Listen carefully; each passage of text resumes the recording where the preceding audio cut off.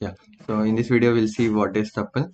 So it's kind of same. Lot of code will be the same, but the only changes would be some on the concept. So if I'll go with the code, so what would be the convention to write a declare a tuple? It would be name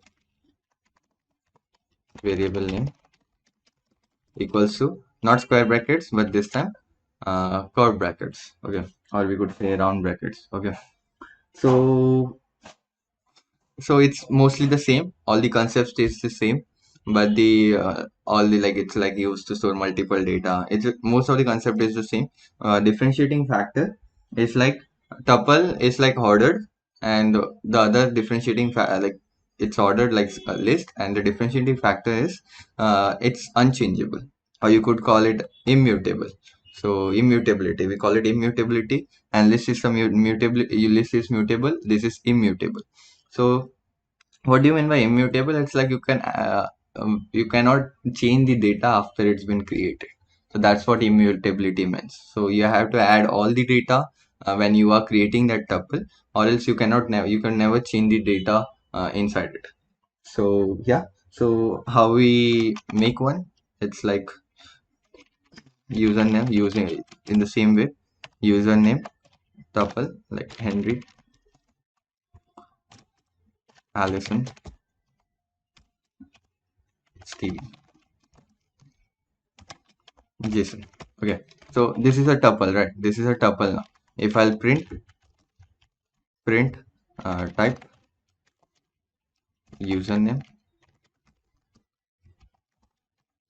see, it's giving us the class tuple.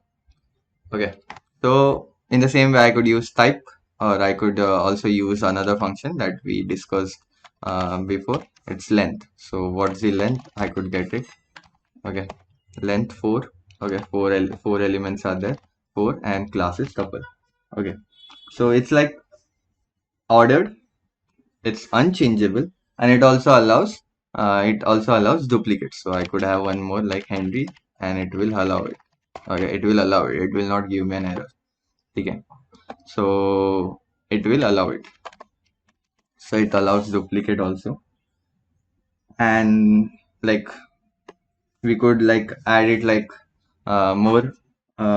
It's like most of the methods that we like most of the concepts that we saw in list, it's the same. You could have multiple data structure, multiple data types in a single tuple, or have individual data types in individual tuples. It's the same in list also. It's like if I take username, user ended, like just before we took it, user ended, and first it will have a name, then it could also have male, then maybe age in integer, uh, true for adult. Yeah, so it's boolean. So this is also legit, you could do this. Okay, so you could do this. And yeah, now we know how to we know how to create one and how to see length and type. Now we'll see the indexing type. Okay, now how to do indexing. Okay, print user name, and we'll again index 0 Henry. So indexing is also mostly the same, just like in list. You could also use positive indexing. You could all use negative indexing from end. So -1 will give indexing from right to left, and positive indexing gives indexing from left to right. So you could use indexing in the same way, negative, and you could also use the same range of indexes just like we used before. It's like using from I want it from 1 to 3. So 1 is inclusive, 3 is exclusive. So what we will get is 0, 1, 2, okay, 3. So Jason will not be getting, we will not be fetching Jason, we will fetching only Henry, Allison, and Stevie. Okay, from 1, okay, sorry. So Allison and Stevie. If it was 0, we will be fetching from Henry, Allison, and Stevie. So this time we'll get Henry, Allison, and Stevie. Okay. So in the same way, you could do just like we did in the indexing range of indexes in list. We could do it over here also. Okay, using positive indexes or else uh, positive indexes or negative indexes. So what is the what's the most differentiating thing is like it's immutable.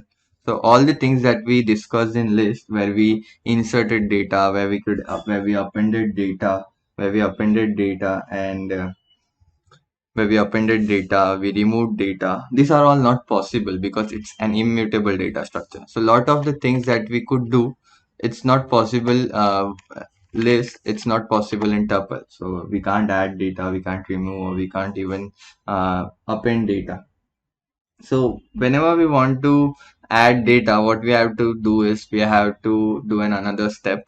We have to do another step, which is we have to convert it to a list, then add the data to a list, and then again convert it to a tuple.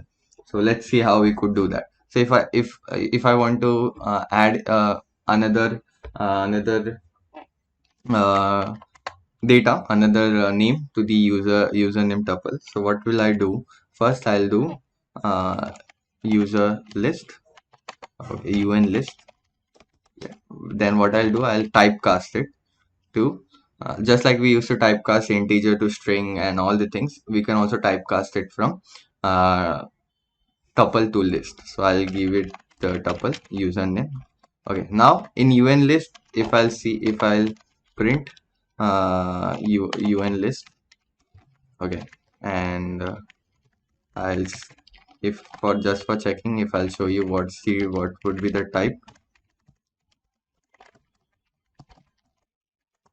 print type of username. Okay.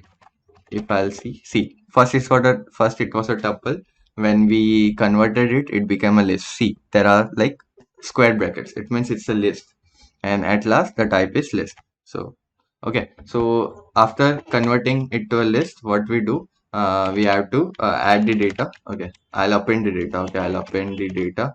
At last, maybe Nick. Okay, and after appending the data, what I'll do, I'll again convert the data, convert the list into a tuple. So tuple and give it un list. And after, if I'll print if username,